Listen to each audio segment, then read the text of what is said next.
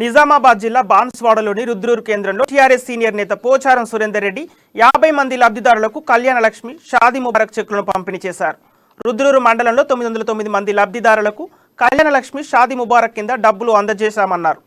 CM KCR ను మేనమామగా ఆడబిడ్డలు భావిస్తున్నారని పోచారం శ్రీనివాసరెడ్డి అన్నారు.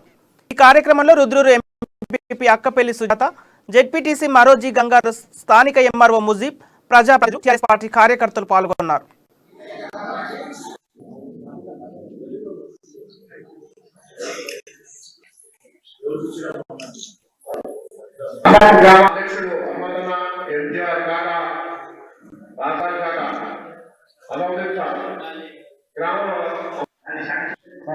తెలంగాణ రాష్ట్రంలో మన పాలన గౌరవ ముఖ్యమంత్రి కేసీఆర్ గారి ఆశీర్వాదంతో ఇటువంటి కార్యక్రమం పోచారం శ్రీనివాసరెడ్డి గారి ద్వారా మనం చేయగలుగుతున్నాం.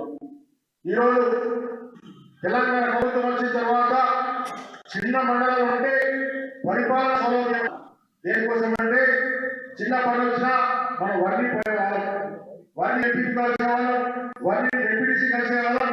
కానీ ఈరోజు ఎప్పుడు అందుబాటులో ఉండే ఇక్కడ ఎంపీసీ కానీ ఎంపీటీసీ కానీ అందరికీ నల్ల ఉండాలని చెప్పేసి ఈరోజు గౌరవ ముఖ్యమంత్రి తెలంగాణ రాష్ట్రంలో